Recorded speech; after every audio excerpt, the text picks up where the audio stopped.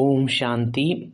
108 நாள் பிராணிக் பட்டியில் இன்றைக்கி 28வது நாள். இன்றைக்கி உள்ள அவ்யக்தவாணி டேட் 12/10/81. அவ்யக்தவாணியோட ஹெட்டிங் நிகழ்காலம்தான் வருங்காலத்துக்கு ஆதாரமாக இருக்கின்றது. நிகழ்காலம்தான் வருங்காலத்துக்கு ஆதாரமாக இருக்கின்றது.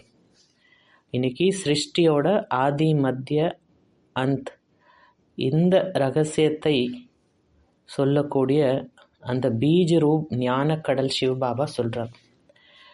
இன்றைக்கி பாபா விருக்ஷபதி தந்தை தன்னுடைய அந்த மரங்களெல்லாம் ஒவ்வொரு இலையும் பார்க்குறாரு. ஏன்னா நீங்கள் தான் இந்த முழு மரத்துக்குமே ஆதாரமூர்த்தாக இருக்கீங்க. அதுலேயும் நீங்கள் பிராமண ஆத்மாக்கள் தான் புது மரத்துக்கு இந்த ஆதாரம். இந்த பட்டி ஆரம்பித்து கிட்டத்தட்ட இன்றைக்கி 28வது நாள். 27 நாள் முடிஞ்சிருச்சு. இப்போ இந்த 27 நாளில் எந்த அளவுக்கு நம்ம முயற்சி பண்ணியிருக்கோம், எவ்வளோலாம் எஃபர்ட் போட்டிருக்கோம், அதை செக் பண்ணி பாருங்கள். இந்த படிப்பை எந்த அளவு சீரியஸாக எடுத்திருந்தோம். டெய்லி கொடுத்துருந்த ஹோம்ஒர்க் பண்ணோமா, சீரியஸாக இதை எடுத்துக்கிட்டோமா, இல்லை பண்ணால் ஓகே இல்லைன்னா இல்லை அப்படின்னு இருந்தோமா. ஸோ அதை செக் பண்ணி பாருங்கள். ஏன்னா இதில் ஒவ்வொரு நாளும் ஆத்ம உன்னத்திக்கான நாள், ஆத்ம ஜாகரனுக்கான நாள், ஆத்ம விழிப்புணர்வு அடைகிறதுக்கான நாள், ஆத்மாவை முன்னேற்றத்துக்கான நாள். ஸோ ஒவ்வொரு நாளும் ரொம்ப இம்பார்ட்டண்ட். அதுலேயும் முக்கியமாக இலக்கோட நீங்கள் ஒரு லட்சியம் வைக்கிறீங்க, அந்த இலக்கை அடையணும். அதை விட ரொம்ப இம்பார்ட்டண்ட் என்னன்னா அந்த கடந்து போகிற அந்த ப்ராசஸ், அதுவும் ரொம்ப இம்பார்ட்டண்ட். ஸோ இதுதான் டெஸ்டினேஷனோட ஜெர்னி அதுவும் இம்பார்ட்டண்ட், அதையும் என்ஜாய் பண்ணுங்கள் அப்படின்னு. ஸோ இந்த லட்சியத்தை நம்ம ரொம்ப ஆனந்தமாக இதை நம்ம புருஷார்த்தத்தை பண்ணணும் அப்படின்னு. ஸோ அதனால் ஒவ்வொரு செகண்டும் ஊக்க உற்சாகத்தில் நம்மளை வச்சுக்கணும். ஒவ்வொரு செகண்ட்லையும் பியூரிட்டி நிரம்பிய வச்சுக்கணும். ஒவ்வொரு செகண்டும் ஆக்டிவாக அலர்ட்டாக நம்ம இருக்கணும். இதை ஜெயின் தர்மத்தில் இந்த மாதிரி ஒரு கதை இருக்குது. அதில் என்னன்னு பார்த்தீங்கன்னா, அருத்நேமி ரத்நேமி அப்படின்னு இவங்க 2 பேரும் அண்ணன் தம்பிங்க. ஒரு ராஜ்யத்தோட ஒரு பெரிய ராஜ்யம் இருக்குது, அங்கே இவங்க 2 பேரும் அண்ணன் தம்பிங்க. ஆனால் 2 பேரோட குணங்கள் வித்தியாசமாக இருக்கும். அந்த அரித்நேமிங்கிற அண்ணன் அவன் ஒரு ரொம்ப வைராகி. அவங்களுக்கு ரொம்ப வைராகியம் இருக்கும். ஈவன் ராஜபரம்பரை இருந்தாலும் ஒரு சன்னியாசி விருத்தி, ஒரு வைராகியம், எந்த இது மேலேயும் அவ்வளோ ஒரு விருப்பு கிடையாது. அந்த மாதிரி ஒரு வைராகியம் உள்ள ஒரு ஆத்மாவாக இருந்தாங்க. ஆனால் அவங்க தம்பி ரத்னேமி, அவங்களுக்கு அந்த ராஜபோகத்துலலாம் இன்ட்ரெஸ்ட் உண்டு. இப்போ இதில் ராஜ்மத்தின்னு ஒருத்தங்க இருக்காங்க. ஸோ இவங்களுக்கு அந்த அரித்நேமி அந்த அண்ணன் மேலே ஒரு காதல் வருது. ஆனால் இருந்தாலும் அந்த அண்ணனுக்கு தான் ஒரு வைராகிய விருத்தி இருக்குமே. இவங்க இவங்களை ராஜ்மதி ரிஜெக்ட் பண்ணிடுறாங்க. அதுக்கப்புறம் அவங்க சன்னியாசம் எடுத்துகிட்டு போயிடுறாங்க. இதை பார்த்தோன்னே இவங்க தம்பிக்கு ஒரு இது வந்துடுது, என்ன வருது, அப்போ தான் அண்ணன் தான் போயிட்டானே, அப்போ நம்ம அவங்கள இது பண்ணிக்கலாம், கல்யாணம் பண்ணிக்கலாம் அப்படின்னு சொல்லிட்டு என்ன பண்ணுறாங்கன்னா, இவர் அந்த வேலைக்காரங்களாக இருப்பாங்கள்ல, அவங்க மூலியமாக போய் அந்த ராஜமத்திகிட்ட சொல்லுங்கள், என்னை பற்றி பெருமையாக எடுத்து சொல்லுங்கள், இந்த மாதிரி நான் அவங்க கல்யாணம் பண்ணிக்கணும்னு நினைக்கிறேன் அப்படின்னு. ஃபஸ்ட்டு என்னை பற்றி பெருமையாக இதெல்லாம் சொல்லிட்டு அதுக்கப்புறம் நைஸாக இருந்தது சொல்லுங்கள் அப்படின்னு சொல்கிறாங்க. இப்போ இந்த மாதிரி இவங்க சொல்கிறாங்க. ஃபஸ்ட்டு ஏன்னா இவங்க ஆல்ரெடி கொஞ்சம் துக்கத்தில் இருக்காங்க, ஏன்னா அண்ணன் இவங்களை ரிஜெக்ட் பண்ணிட்டாங்க அப்படின்னு. இருந்தாலும் இது கேட்கல.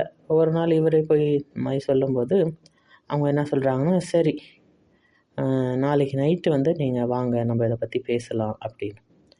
சரின்னா அவங்க நைட்டு இந்த ரத்னேமிங்கிற அந்த தம்பி வரும்போது நல்ல ஒரு காஸ்ட்லியான ஒரு குடிபானம், ஒரு ட்ரிங்க் அவங்க கொண்டு வராங்க. அதை என்ன பண்ணுறாங்கன்னா, ஃபஸ்ட்டு ஒரு கிளாஸில் ஊற்றிட்டு இவங்க கொஞ்சம் குடிச்சிட்டு மறுபடியும் அந்த இதிலே துப்பிடுறாங்க. அந்த குடித்த அந்த கிளாஸ்லேயே அதை துப்பிடுறாங்க குடித்ததை. இப்போ இதை அந்த ரத்னேமிங்கிற அந்த தம்பி இருக்காங்க, அவங்கள்ட்ட கொடுத்து இந்தாங்க குடிங்க அப்படின்னு. அதை பார்த்தோன்னா அவருக்கு பயங்கர கோவம் வருது. ஏன்னா நான் எவ்வளோ பெரிய ஆள், எனக்கு என்ன அந்த துப்புன இதை கொண்டாந்து தர அப்படின்னு. அப்போ வந்து அவங்க சொல்கிறாங்களாம், நான் கூட உங்கள் அண்ணனால் துப்பப்பட்ட ஒரு பொருள் தான். உங்கள் அண்ணன் மேலே எனக்கு ஃபஸ்ட்டு அன்பு இருந்தது, ஆனால் அவர் என்னை ரிஜெக்ட் பண்ணிட்டார். அப்போ நானும் வந்து உங்கள் அண்ணனால் அந்த மாதிரி இதை எப்படி துப்பிட்டாங்களோ அது மாதிரி நானும் ஒரு துப்பப்பட்ட ஒரு பொருள் தான். இப்போ என் மேலே நீ ஆசைப்படுறீங்கன்னா அதுவும் வந்து ஒரு கேவலமான இது தான் அப்படின்னு. அப்போ இதை கேட்டோன்னே அந்த தம்பிக்கும் ஒரு வைராகியம் வந்துடுது, அவருக்குள்ளாரையும் அந்த ஒரு வைராகியம் வந்துடுது. அவரும் அந்த இதை எல்லாத்தையும் விட்டுட்டு அவரும் வந்து ஒரு யோகியா, ஒரு துறவியாக, ஒரு சன்னியாசியாக போயிடுறார். ஏன்னா இந்த ஆன்மீக மார்க்கம் வந்து வைராகியத்துக்கான மார்க்கம். இந்த ஆன்மீக மார்க்கம் வந்து தனியாக முயற்சி பண்ணுறதுக்கான மார்க்கம். இந்த ஆன்மீக மார்க்கம் தூய்மைக்கான மார்க்கம். அதனால் இந்த ஞானங்கிற கண்ணாடியில் செக் பண்ணி பாருங்கள். இன்றைக்கி பாபா இதெல்லாம் தான் அவங்கள பார்க்க சொல்கிறான். என்னோட திலகம் எப்படி இருக்குது, அதாவது சதா திலகம் இருக்கா, இல்லை காலையில் இருக்குது அதுக்கப்புறம் கொஞ்சம் கலைஞ்சிடுது, அதுக்கப்புறம் சாயந்தரம் 6:00 நைட் 6:00 மொத்தமாகவே அழிஞ்சு போயிடுதான். அந்த ஆத்ம உணர்வுங்கிற அந்த திலகம் எப்பயுமே இருக்கா? தாஜ் கிரீடம் எப்பயும் தலையில் இருக்கா? இல்லை காலையில் கரெக்டாக இருக்குது, அமிர்த டயத்தில் மகா தபஸாக இருக்கும், அதுக்கப்புறம் வந்து அது அப்படியே எங்கேயோ கீழே விழுந்துடுது, அந்த மாதிரி இருக்கா? தக்த் சிம்மாசனம், பாபாவோட இதய சிம்மாசனம், பாபா நிறைய சிம்மாசனம் சொல்லியிருக்கார். அந்த சிம்மாசனத்தில் எந்த அளவு நான் உட்காந்துருக்கேன், இதெல்லாம் வந்து செக் பண்ணி பாருங்கள். எவ்வளோ தாஜ் பாபா சொல்லியிருக்காரு. கிரீடம், தூய்மைக்கான கிரீடம், பியூரிட்டிக்கான கிரீடம், படிப்புக்கான கிரீடம், சேவைக்கான கிரீடம். ஸோ இதெல்லாம் வந்து நீங்கள் செக் பண்ணி பாருங்கள். அதுலேயும் இந்த படிப்பில் இன்றைக்கி சாக்கார்வாணியில் கூட பாபா சொன்னார், ஒரு வேலை அதை விட்டுட்டிங்கன்னா அதை எல்லாத்தையும் சேர்த்து படிச்சிருங்க அப்படின்னு. ஸோ அதனால் அந்த படிப்பையும் நம்ம எந்த அளவுக்கு சீரியஸாக அதை வந்து ரொம்ப இம்பார்ட்டன்ஸ் கொடுத்து அதை படிக்கிறோம். ஏதோ சரி டைம் கிடச்சா படிக்கலாம், இல்லைன்னா பரவாயில்ல போனால் போட்டோம் அப்படின்னு அதை விட்டுறக்கூடாது. ஏன்னா மேபி யாருக்கு தெரியும், இதான் நம்ம அதை லாஸ்ட்டாக படிக்கிறதா இருக்கலாம், அதுக்கப்புறம் படிக்கவே முடியாமல் போயிடலாம், அது அடுத்த கல்பத்தில் தான் படிக்க முடியும். அதனால் இப்போ நான் வந்து ஃபுல்லாக படிச்சிடணும். இன்றைக்கி நான் என்ன செய்யணுமோ இன்றைக்கி நான் அதை கண்டிப்பாக செஞ்சு முடிச்சிடணும். என் மனசு வந்து இன்றைக்கி வந்து அவ்வளோ இன்ட்ரெஸ்ட் இல்லாமல் இருக்கலாம், இல்லை ஒரு ஊக்கோச்சாகம் இல்லாமல் இருக்கலாம், அப்படி ஒரு சோம்பலில் இருக்கலாம். என்ன டிஸ்டர்ப்டாக இருந்தாலும் மனசு, இல்லை மேபி ரியலி உங்களுக்கு நிறைய சேவை இருக்கலாம், என்ன சேவையில் பிஸியாக இருந்தாலும் எப்படியாவது நான் டைம் எடுத்து அன்றைக்கி உள்ள முரளி அவ்வியக்தவாணியை நான் படிச்சிடணும். இதுக்கு வந்து எந்த ஒரு சாப்பும் நம்ம சொல்லக்கூடாது. அந்த மாதிரி இந்த படிப்பில் வந்து நம்ம அவ்வளோ சீரியஸ்னஸாக அவ்வளோ கவனம் கொடுக்கணும், எக்காந்து கொண்டு அதை மிஸ் பண்ணிடக்கூடாது அப்படின்னு. ஸோ இப்போ நம்ம இந்த அவ்வியக்தவாணி படிச்சுட்ருக்கோம். இதில் நம்ம என்ன படிக்கிறோன்னா மெயினான முரளி மட்டும்தான் படிக்கிறோம், அந்த யாப்பியார் வரைக்கும்.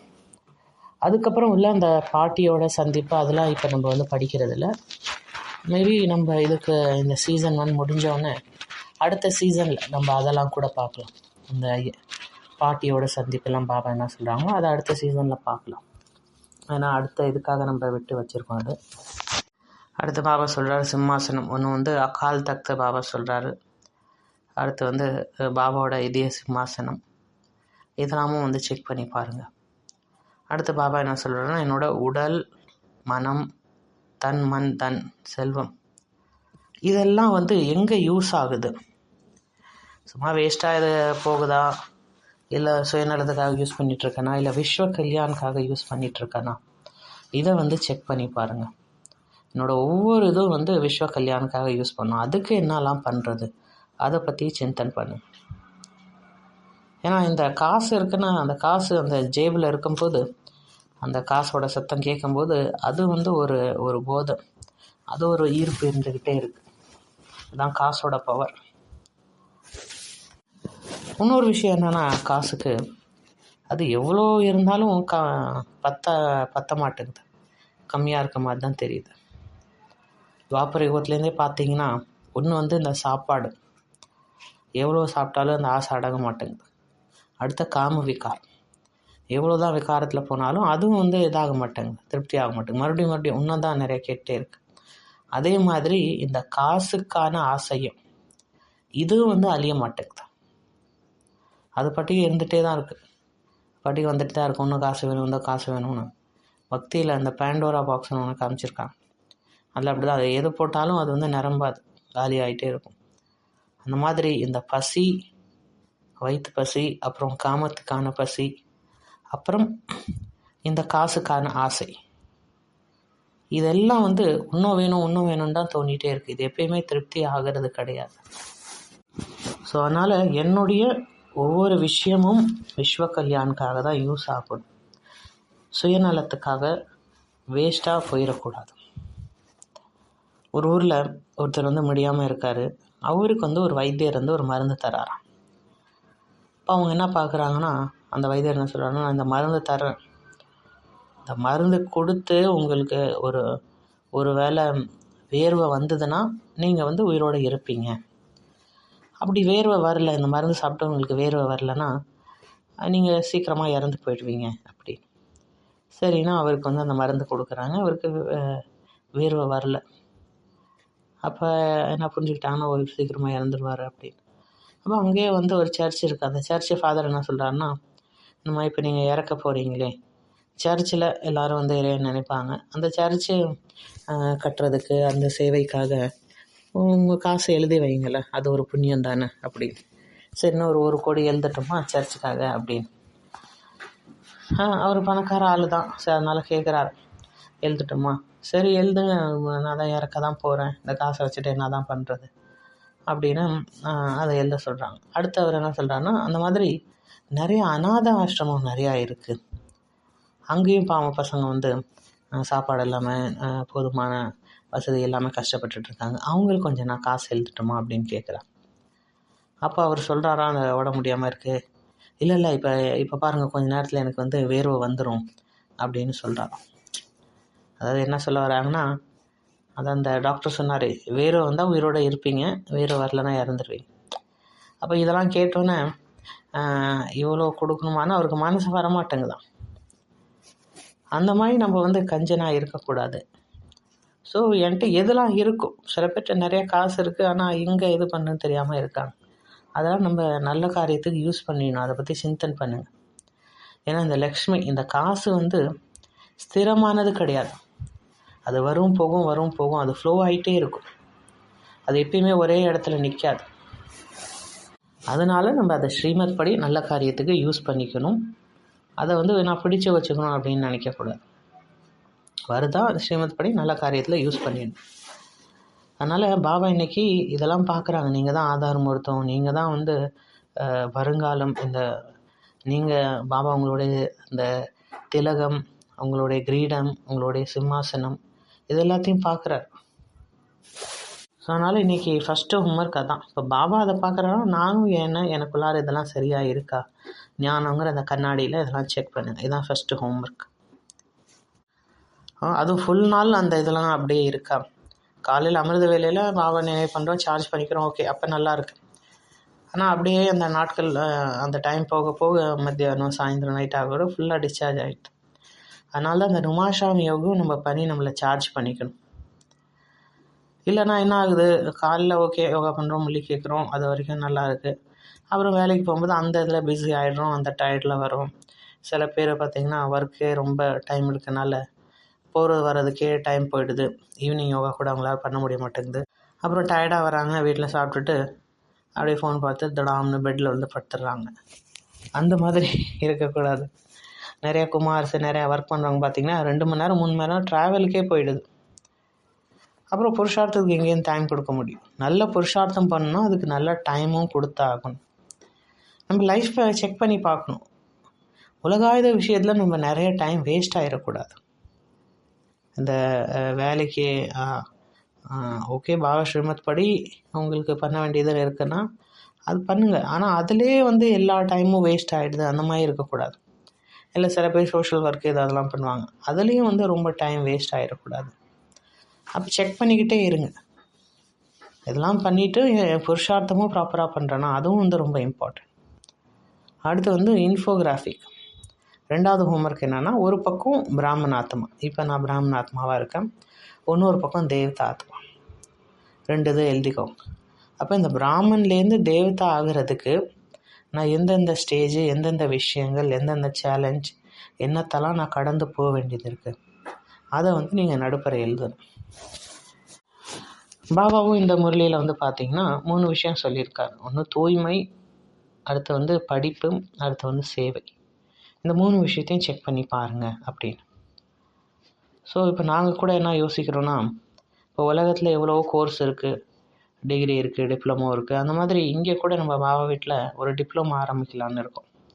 டிஎஸ்பி, அதாவது டிப்ளமோ இன் சம்பூர்ண தூய்மை, இப்போ பியூரிட்டி, சம்பூர்ண பியூரிட்டி பற்றி கிட்டத்தட்ட ஒரு 42 வாணி அவ்யக்தவாணி பாபா சொல்லியிருக்காரு. அதை ஒரு புக்காக போட்டு நம்ம கூட அந்த மாதிரி ஃப்யூச்சரில் யோசிக்கலாம். இந்த மாதிரி ஒரு கோர்ஸ் கூட ஸ்டார்ட் பண்ணலாம். அடுத்து 3வது ஹோம்ஒர்க்கு, ஒரு எஸ்ஸே எழுதுங்க. நீங்கள் எல்லோரும் எஸ்ஸே சின்னதாக எழுதுங்க. என்னன்னா, அதாவது இந்த ஹெட்டிங்கே அதானே, நிகழ்காலம்தான் வருங்காலத்துக்கு ஆதாரமாக இருக்குது, அது எப்படி, அதை பற்றி நீங்கள் வந்து ஒரு கட்டுரை மாதிரி எழுதுங்க. அடுத்து வந்து இதையும் வந்து நீங்கள் நல்லா செக் பண்ணும். சேவையில் என்னுடைய உடல், மனம், செல்வம், தன் மன் தன் இதெல்லாம் எந்த அளவு யூஸ் ஆகுது, இதை பற்றி சிந்தனை பண்ணுங்கள். எப்படி வந்து இதை விஸ்வ கல்யாணுக்காக, மற்றவங்க நன்மைக்காக எப்படி வந்து இதை யூஸ் பண்ணுறது. உங்கள்கிட்ட காசு இருக்குது, ஆனால் நீங்கள் அதை யூஸ் பண்ணலன்னா அப்புறம் என்ன பிரயோஜனம்? ஏன்னா காசு வந்து ரொம்ப நேரம் ஒரே இடத்துல இருக்காது. ஒரே இடத்துல இருந்துருச்சுன்னா அப்படியே நீங்கள் பிடிச்ச வச்சுருக்கீங்கன்னா அது வந்து ஒரு அசாந்தி கொடுக்கும், உங்களை நிம்மதியாக இருக்கக்கூடாது. ஸோ அதனால் ஓப்பன் ஹேண்டடாக வள்ளலாக இருங்க. பாபா சேவைக்காக காசு வருதா, ஸ்ரீமத் படி அவர் சேவையில் யூஸ் பண்ணுங்க. காசு ஒரு பக்கம் வருது, இன்னொரு பக்கம் போட்டும், சேவைக்காக அது யூஸ் ஆகட்டும். ஏன்னா இறந்ததுக்கப்புறம் எதை கொண்டு போவோம், எதுவுமே கொண்டு போக முடியாது. ஸோ அதனால் இது எல்லாத்தையும் வந்து யூஸ் பண்ணுங்கள். எல்லாத்தையும் அதை பற்றி சிந்தனை பண்ணுங்கள். எப்படி யாருக்காவது எப்படி இது மூலியமாக நன்மை பண்ணுறது அப்படின்னு இதை பற்றி சிந்தனை பண்ணுங்கள். அதை யூஸ் பண்ணுங்கள். இந்த மொழியில் குழந்தைங்க என்ன சொல்கிறாங்கன்னா, சங்கமயுகத்தோட பிராப்தி மேலே எங்களுக்கு அதிகாரம் இருக்குது, அன்புனால குழந்தைங்க அந்த மாதிரி சொல்கிறாங்க. புதுசாக உள்ள குழந்தைங்க கூட அதை சொல்கிறாங்க. பாபா நாங்கள் சின்ன குழந்தையாக இருந்தால் கூட பாபா மேலே எங்களுக்கு முழு உரிமை இருக்குது, அந்த அன்புனால சொல்கிறாங்க. எங்களுக்கு எல்லா அதிகாரமும் கிடைக்கணும். அதிகாரத்தை பற்றி நிறையா சொல்கிறீங்க, எங்களுக்கு இது கிடைக்கணும் அது கிடைக்கணும் அப்படின்னு. ஆனால் ஜிம்மைவாரி, அந்த பொறுப்பு, அதை பற்றி ரொம்ப கம்மியாக தான் சொல்கிறீங்க. உதாரணத்துக்கு ஒரு சன்னியாசி இருக்கார், அவர் எல்லாத்தையும் விட்டுடுறாரு, எல்லாத்தையும் விட்டுட்டு இப்போ வந்து அவங்க வந்து கிரகஸ்தி மேலே தான் டிபெண்ட்டாக இருக்கார். அவங்க கொடுத்த சாப்பாடு அவங்க இதில் தான் இருக்கார். ஓகே, பட் ஆனால் அவரோட பொறுப்பு என்ன? இந்த மாதிரி இதில் கிரகஸ்தில் மாட்டிகிட்டு இருக்க ஆத்மாக்களுக்கு அவங்களுக்குள்ளார அந்த ஆன்மீக முன்னேற்றத்தை கொண்டு வர்றது, அது வந்து அவரோட பொறுப்பு. அவங்களுக்குள்ளார அந்த இறை அன்பு கொண்டு வர்றது, ஆன்மீக முன்னேற்றம், ஆத்மா உன்னத்தி கொண்டு வர்றது, இதெல்லாம் அவருடைய பொறுப்பு. அப்போ அதை வந்து அந்த சன்னியாசி செய்கிறாரா, அதை நம்ம பார்க்கணும். ஏன்னா கிரகஸ்தில் எல்லாத்துல உள்ளவங்க அந்த விகாரத்தில் மாட்டிகிட்டு இருப்பாங்க, அவங்க வீக்காக இருப்பாங்க, அவங்களால இது பண்ண முடியாது. அப்போ ஒரு சன்னியாசி இருக்கார், அவர் வந்து மக்களுக்காக சன்னியாசம் பண்ணியிருக்காரு அப்படின்னா, அப்போ அந்தளவுக்கு நம்ம லைஃப்பில் தியாகம், தபஸ்யா தெரியணும். அப்போ தான் நான் வந்து மற்றவங்களுக்கு கொடுக்க முடியும். இதுதான் என்னோடய உண்மையான கடமை, என் லைஃப்பை தியாக தபத்தால் நிரப்பிக்கிறது. அப்போ மற்றவங்களுக்கு கொடுக்கணுன்னா முதல்ல என்னையும் நான் வந்து ஆன்மீகத்தில் உயர்த்திக்கணும். அதனால் ஸ்வ பரிவர்த்தன், விஸ்வ பரிவர்த்தன், இந்த 2 பொறுப்புக்கான அந்த கிரீடம் எப்பயுமே என் தலை மேலே இப்போ இருக்கணும். ஏன்னா இப்போ நம்ம இந்த கிரீடம் நம்ம தலையில் வச்சுக்கிட்டா தான் வருங்காலத்துலேயும் கிரீடதாரி ஆக முடியும். ஏன்னா இந்த ஹெட்டிங்கே அதுதான், இப்போ உள்ள ப்ரெசண்ட் தான் ஃப்யூச்சருக்கான ஆதாரம். அப்போ இப்போ நான் வந்து இந்த தாஜ் என் தலையில் வச்சுக்கிறேன்னா வருங்காலத்துலேயும் கிடைக்கும், இப்போ இல்லைன்னா வருங்காலத்தில் கிடைக்காது. அடுத்து வந்து இதில் பாபா வந்து கலைகள் பற்றி நிறையா சொல்லிட்டு வந்தார். அந்த 16 கலைகள் வந்து பாபா சொல்லியிருக்காரு. ஸோ நம்ம யஜ்யத்தில் நிறைய இடத்துல இந்த இதை பற்றி எடுத்திருக்காங்க.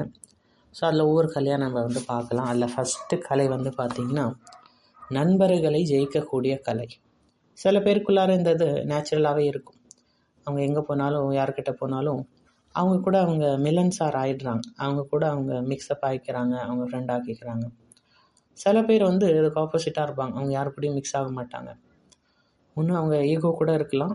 பட் பொதுவாக அவங்களுக்குள்ளார அந்த மாதிரி ஒரு இது இருக்கும். தனியாகவே இருப்பாங்க. அந்த மாதிரி ஒரு இதாக இருக்கும். ஸோ அந்த மாதிரி நம்ம இருக்கக்கூடாது. அடுத்து 2வது வந்து பார்த்திங்கன்னா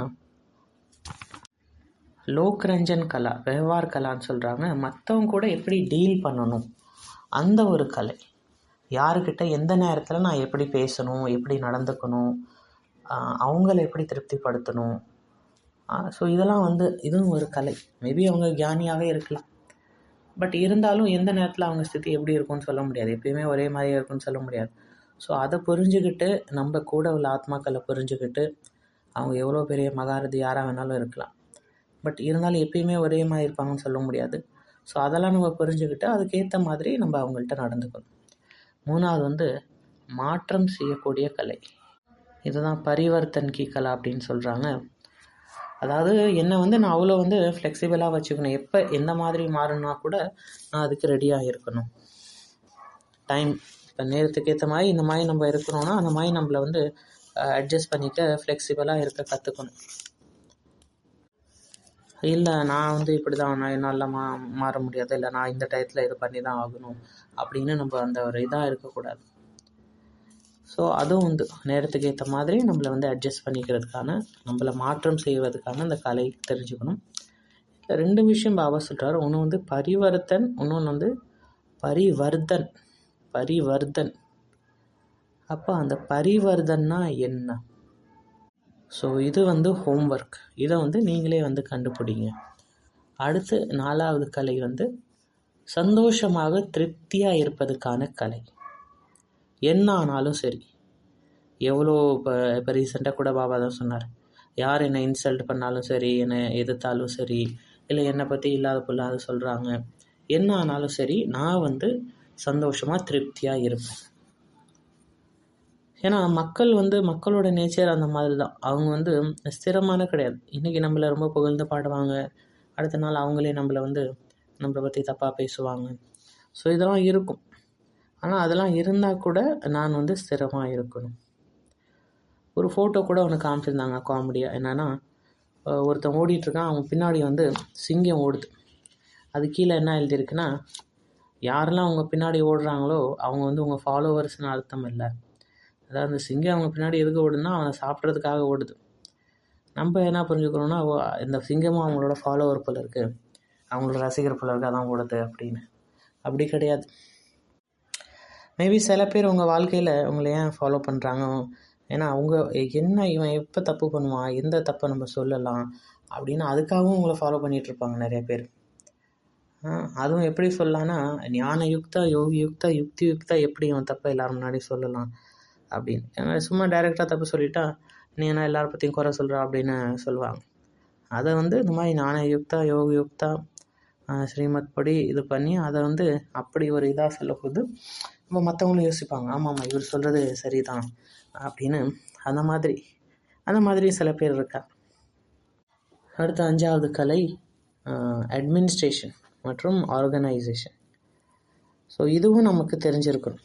ஒரு விஷயத்தை எப்படி மேனேஜ் பண்ணுறது. நம்ம பாபா குழந்தையாக இருக்கோன்னா ஒவ்வொருத்தவங்களும் வந்து ப்ராஜெக்ட் மேனேஜர் மாதிரி தான். ஒரு ப்ராஜெக்ட் பாபா நம்ம கொடுக்குறாரு, ஒரு விஷயம் கொடுக்குறாரு, அதை எப்படி நம்ம கையாளணும், அந்த கலையை நமக்கு தெரிஞ்சிருக்கணும். அதுவும் நம்ம கற்றுக்கணும். அடுத்த கலை அதுதான், art of learning and teaching. கற்றுக்கிற கலை மற்றும் மற்றவங்களுக்கு கற்றுக் கொடுக்கக்கூடிய கலை. இதுவும் ரொம்ப இம்பார்ட்டன்ட். சில பேர் அவங்க நல்லா கற்றுப்பாங்க, எல்லா விஷயமும் கற்றுப்பாங்க, டக்குன்னு அவங்களுக்கு கிராஸ்பிங் பவர் இருக்கும், அதெல்லாம் இருக்கும். பட் மற்றவங்களுக்கு சொல்லி கொடுக்குறதுல அவங்களுக்கு ஒரு இது இருக்காது. சில சென்டரில் பார்த்திங்கன்னா அங்குள்ள மெயின் சிஸ்டர் ரொம்ப நல்லா இதாக இருப்பாங்க, எல்லா விஷயமும் அவங்க பண்ணுவாங்க, எல்லா கிளாஸ் எடுப்பாங்க, இதெல்லாம் அவங்க வந்து ரொம்ப ஆக்டிவாக இதாக இருப்பாங்க. ஆனால் அவங்க எங்கேயோ ஏதோ ஒரு காரணத்தால் எங்கேயோ போயிட்டாங்கன்னா அது கீழே வேறு யாராவது அவங்கள மாதிரி உருவாக்கியிருக்காங்கன்னா இருக்காது. அவங்க போயிட்டாங்கன்னா அவ்வளோதான், வேறு எதுவும் சேவை நடக்காது, எங்கேயும் போய் எதுவும் ஒரு பாஷன் கொடுக்க முடியாது, அந்த மாதிரி. ஸோ நம்ம தெரிஞ்சதை மற்றவங்களுக்கும் கற்றுக் கொடுக்கணும், அந்த கலையும் தெரிஞ்சிருக்கணும். அடுத்து art of enjoying work and leisure. அதாவது காரியம் செய்யணும், காரியத்துலேருந்து விலகி இருக்கக்கூடிய கலை. இது ரெண்டுமே தெரியும். ஒரு இது செய்கிறோம், ஆனால் அதிலே போய் மாட்டிகிட்ருக்கோம் அப்படின்னு இல்லை. நல்லா ஸ்பீச் வந்து நல்லா கொடுத்துட்டோம், பாபாவோட ஸ்பீச் நல்லா கொடுத்துட்டோம். ஆனால் அன்றைக்கி நைட்டு தூக்கமே வரல, அதே சந்தோஷத்தில் இதாக இருக்கும், அதை சுற்றியே மனசு ஓடிக்கிட்டே இருக்கு அப்படின்னு இல்லை. ஒரு காரியம் செஞ்சால் அதுலேருந்து டிட்டாச் ஆகிறதுக்கான கலையும் நமக்கு தெரியணும். அடுத்த கலை எப்படி பேசுகிறது, ஸ்பீச் அண்ட் லெட்டர் ரைட்டிங், அதுக்கான ஒரு கலை. ஒவ்வொருத்தரும் நம்ம வந்து ஸ்பீக்கர் ஆகணும், அந்த பேசும் கலையை நம்மளுக்குள்ளார கற்றுக்கணும், அதை வந்து நம்ம டெவலப் பண்ணணும். அடுத்த கலை வந்து சிந்தன்கான கலை, புது விஷயங்கள் க்ரியேட் பண்ணுறதுக்கான நவீன்தா, புருஷார்த்தத்தில் நவீன்தா, இந்த மாதிரி இதெல்லாம் க்ரியேட் பண்ணுறதுக்கான கலை, சிந்தனை பண்ணுறதுக்கான கலை, அதுவும் நமக்குள்ளார வளர்த்துக்கணும். அடுத்து வந்து சேவை செய்வதற்கான கலை, இதுவும் நமக்குள்ளார வளர்த்துக்கணும். எப்படிலாம் நான் விஸ்வ கல்யாணம் செய்யலாம், அதாவது எந்த ஆத்மாவுக்கு எந்த மாதிரி ஞானம் சொல்லலாம். ஒரு டாக்டர் வராங்க, ஒரு ஸ்டூடெண்ட் வராரு, இல்லை ஒரு டீச்சர் வராங்க, இல்லை ஒரு படிக்காத மாத்தா வராங்க, யாருக்கு ஞானத்தை எந்த மாதிரி சொல்லணும். ஒரு ஸ்டூடெண்ட் வர, அவனோட லட்சியம் என்ன, எக்ஸாமில் பாஸ் ஆகணும். அவன்கிட்ட போயிட்டு பிரம்மச்சாரியம், பியூரிட்டி, இது அது எல்லா விஷயமும் சொன்னால் அவன் பயந்துட்டு ஓடியே போய்டும். அப்போ ஃபஸ்ட்டு அவங்களுக்கு என்ன தேவையோ அதை வந்து நம்ம கரெக்டாக சொல்லணும். அதுக்கு அடுத்து ஸ்டெப் பை ஸ்டெப்பாக அடுத்த இதுக்கு போகணும். ஸோ அந்த இது நமக்கு தெரிஞ்சிருக்கணும். அடுத்த பாயிண்ட் வந்து எந்த விஷயத்தை art of concealing and revealing சொல்கிறாங்க. அதாவது ஒரு விஷயத்தை குப்தமாக வச்சுக்கவும் தெரியணும், சரியான நேரத்தில் அதை சொல்லவும் செய்யணும். இந்த கலையை நம்ம கற்றுக்கணும். அடுத்து வந்து லீடர்ஷிப்கான கலை. ஏன்னா ஃபாலோவர் ஆகிறது ஈஸி, ஆனால் லீடர் ஆகிறது தான் ரொம்ப கஷ்டமான விஷயம். சில பேர் இந்த உலகத்துலேயே அந்த மாதிரி இருக்காங்க, அவங்க வந்து பார்ன் லீடராகவே இருக்காங்க, பார்ன் கிங்காக, பார்ன் ராஜாவாக, பார்ன் கிரேட்டாகவே இருக்காங்க. பிறந்ததுலேருந்தே அவங்களுக்குள்ளார அந்த கலை இதெல்லாம் இருக்குது. அவங்க எந்த ஃபீல்டில் போனாலும் அதில் அவங்க ராஜாவாக இருக்காங்க. அந்த மாதிரி சில பேர் இருக்காங்க.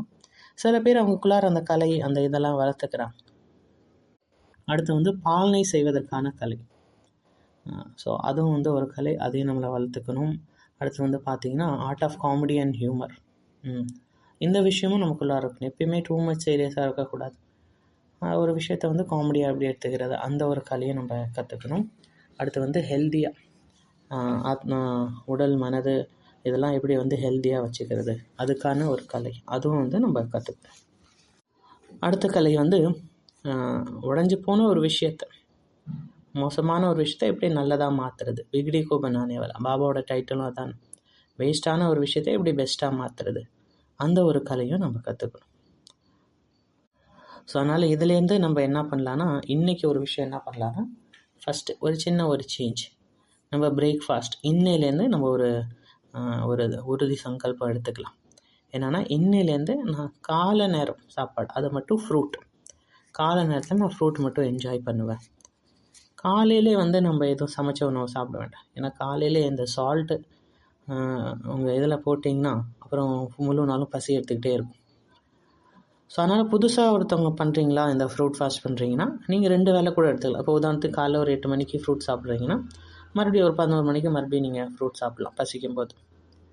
ஸோ இதில் வந்து உங்களுக்கு எந்த ஒரு கணக்கும் இல்லை. ஃபஸ்ட்டு வந்து நீங்கள் சாப்பிடும்போது புதுசாக ஸ்டார்ட் பண்ணுறவங்க வந்து ஹெவியான பழங்களை எடுத்துக்கலாம். உதாரணத்துக்கு வாழைப்பழம் அந்த மாதிரி, அப்புறம் பப்பாளி இதெல்லாம் இருக்குது. இந்த மாதிரி பழங்கள் கொஞ்சம் உங்களுக்கு பசி தாங்குற மாதிரி ஹெவியான பழங்கள் எடுத்துக்கலாம். எவ்வளோ உங்களுக்கு வேணுமோ சாப்பிடுங்க, அதில் வந்து எதுவும் ஒரு இது கிடையாது.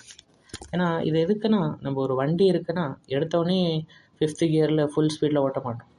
ஃபஸ்ட்டு அந்த வண்டியை ஸ்டார்ட் பண்ணுவோம், ஃபஸ்ட்டு கியர் போடுவோம், செகண்ட், தேர்ட், அப்படி கொஞ்சம் கொஞ்சமாக தான் இது பண்ணுவோம்.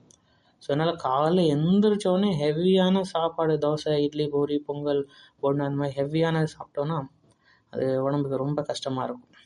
ஸோ அதனால் இன்னையிலேருந்து இந்த ஒரு லட்சியம் வச்சுக்கோங்க. 12 மணி வரைக்கும், காலையில் மத்தியானம் 12 மணி வரைக்கும் எந்த ஒரு சமைச்ச உணவும் சாப்பிட மாட்டோம். காலையில் அந்த டைம் வந்து உடம்பு க்ளீனிங்கான டைம். ஸோ அந்த நேரத்தில் நம்ம இந்த ஃப்ரூட் டயட் எடுக்கும்போது, இந்த ஃப்ரூட்டேரியன் இதுக்கு நம்ம ஷிஃப்ட் ஆகும்போது ஈஸியாக அந்த சத்யுகி சன்ஸ்கார், அந்த தெய்வீ குணங்கள் இதெல்லாமே நமக்குள்ளார வர ஆரம்பிக்கும். ஸோ அதனால் பழங்கள், தண்ணி இதை மட்டும் கொஞ்சம் நிறையா எடுத்துக்கோங்க. ஏன்னா பாடியோட நேச்சுரல் டெண்டன்சியே இது தான். அதுக்கு இந்த பழங்களோட அந்த ஸ்வீட்னஸ் தான் அதுக்கு சூட் ஆகக்கூடிய ஒரு விஷயம். உடம்பே எடுத்துக்கிட்டிங்கன்னா கூட அது வந்து ஃபிசியாலஜிக்கலாக இருக்கட்டும், கெமிக்கலாக இருக்கட்டும், நம்மளோட உடம்பு அமைப்பே வந்து அதுக்கு பெஸ்ட்டு சூட் ஆகுறது என்னன்னா இந்த பழங்கள் மட்டும்தான். வேறு எந்த இது போட்டாலும் அதில் வந்து டாக்ஸின் இதாக ஆரம்பிச்சிருது. ஏன்னா எல்லா நோய்க்கான ஒரு மூல காரணம், ரொம்ப முக்கியமான ஒரு காரணம் இந்த டாக்ஸின், இந்த கழிவுகள். ஸோ அதனால் அந்த பழம் மட்டும்தான் ரொம்ப இந்த கலியுகத்துலேயும் ஒரு நல்ல ஒரு ஃபுட், நம்ம உடம்புக்கு புருஷார்த்தத்துக்கு நல்ல ஒரு ஃபுட்டுனா இந்த ஃப்ரூட்டு தான். ஏன்னா மற்ற எந்த உணவு எடுத்துக்கிட்டாலையும் அதில் ஏதோ ஒரு விதமான வன்முறை இருக்குது, ஹிம்சை இருக்குது அதில். ஆனால் இந்த ஃப்ரூட் மட்டும்தான் 100% கர்மாலெஸ் டயட். எந்த ஒரு கர்மா இல்லாத டயட் இது தான், எந்த ஒரு கணக்கும் இல்லாத டயட் இது தான். இயற்கை அதுவாகவே குக் பண்ணி, சன் குக்டு பண்ணி அந்த பழங்கள் நமக்கு தருது. ஸோ இதை வந்து ஒரு பெஸ்ட்டான இதை நம்ம முயற்சி செய்கிறதுக்கு ரொம்பவே ஹெல்ப்ஃபுல்லாக இருக்கும். அதனால் இதை கூட என்ஜாய் பண்ணி பண்ணுங்கள். இந்த ஆஹா பழங்கள், ஆஹா வாழைப்பழம், ஆஹா அந்த மாதிரி இதை வந்து என்ஜாய் பண்ணி நீங்கள் இந்த ஃப்ரூட்டேரியன் டயட்டை உங்கள் இதில் கொண்டு வாங்க. ஸோ ஆல்ரெடி இந்த 10 சூத்ராஸ் வந்து சொல்லியிருக்கோம். அதை டெய்லி மனப்பாடம் பண்ணி உங்கள் உள்ளார அதை ரிப்பீட் பண்ணிக்கிட்டே இருங்க. இன்னைக்கு கூட அதை மறுபடியும் சொல்கிறோம். ஃபஸ்ட் என்னது ஆஹா பாபா ஆஹா, ரெண்டாவது ஆஹா ட்ராமா ஆஹா, மூணாவது ஆஹா என்னுடைய பாக்கியம் ஆஹா, நாலாவது ஆஹா என்னுடைய பிராமன் பரிவார் ஆஹா, அஞ்சாவது ஆஹா சங்கம யுகம் ஆஹா, ஆறாவது ஆஹா முரளி ஆஹா, ஏழாவது ஆஹா பிரம்ம போஜன் ஆஹா, எட்டாவது ஆஹா ஸ்ரீமத் ஆஹா, 9வது ஆஹா இந்த பாபாவோட யஜ்யம் ஆஹா, 10வது ஆஹா மதுபன் ஆஹா. அடுத்து ஒரு மாதாஜி அவங்க அனுபவம் சொன்னாங்க. அவங்க வந்து பெங்காலி, இப்போ ஆக்சுவலாக பெங்களூரில் இருக்காங்க. ஸோ அவங்க வந்து இந்த பட்டி ஃபாலோ பண்ணிகிட்ருக்காங்க. ஸோ இந்த பட்டியில் எஸ்பெஷலாக அந்த ஃப்ரூட் டயட் எடுக்கும்போது எவ்வளோ நோய் அவங்களுக்குள்ளார சரியாயிடுச்சு, அவங்க சிதியர் வந்து ரொம்ப நல்லா இருக்குது. அவங்க அதான் சொல்லிகிட்டு இருந்தாங்க. அதாவது முன்னாடியும் நான் அந்த அவ்யக்தானி புக்கெல்லாம் எல்லாமே வாங்கி கொண்டாந்து வச்சுருந்தேன். ஆனால் அது வந்து ஒரு ரெகுலராக படிக்க முடியாமல் போச்சு. கொஞ்ச நாள் ஸ்டார்ட் பண்ணோம், அதுக்கப்புறம் அதை அப்படியே விட்டாச்சு. ஆனால் இப்போ இந்த குரூப்பில் பண்ணும்போது அது நல்ல ஒரு சங்கட்டனோட பல்க் கிடைக்கிது, ரெகுலராக பண்ண முடியுது. ப்ளஸ் இந்த ஃப்ரூட்டேரியன் டயட் எடுத்ததுலேருந்து ஹெல்த்தும் நல்லா ஆயிடுச்சு, யோகா ரொம்ப வண்டர்ஃபுல்லாக ஆயிடுச்சு. எப்போ யோகாவில் உட்காரன்னு நினைக்கிறோம் நல்லா உட்கார முடியுது, நல்லா யோகா நல்லா இருக்குது அப்படின்னு அவங்க அனுபவம் சொன்னாங்க. நான் வந்து இப்போ எல்லாத்துலேயும் ஸ்திதியும் நல்லா இருக்குது. எனக்கு மார்க்ஸ் கம்மியாக வந்தால் கூட நான் வந்து கவலைப்படுறதில்ல, அதுலேயும் நான் வந்து சந்தோஷமாக இருக்கேன். எனக்கு இதெல்லாம் எக்ஸாம் எப்படி எழுத இதெல்லாம் எதுவும் தெரியாதானே, குழந்தைங்க தான் இதெல்லாம் கற்றுக் கொடுத்தாங்க. இப்போ வந்து பாருங்கள், நான் வந்து 4 லாங்குவேஜில் எக்ஸாம் எழுதுறேன். ஸோ அப்படின்னு அந்த நல்ல ஒரு போலி மாதாஜி அவங்க வந்து அந்த மாதிரி அவங்க அனுபவம் சொன்னாங்க. ஸோ கடைசியாக பாபாவோட யாத் பியார், அந்த மாதிரி பேஹத் சேவாதாரி குழந்தைங்களுக்கு, எல்லார் மேலேயும் சுப சிந்தன் வைக்கக்கூடிய குழந்தைங்களுக்கு, சதா நினைவு மற்றும் சேவையின் ஊக்க உற்சாகத்தில் இருக்கக்கூடிய குழந்தைங்களுக்கு, சதா சுமங்கலி பாகியத்தின் திலக்கதாரி, அந்த மாதிரி வருங்கால ராஜ்ய அலங்காரி சிரேஷ்ட ஆத்மாக்களுக்கு பாப்தாதாவின் அன்பு நினைவுகள். ஓம் சாந்தி.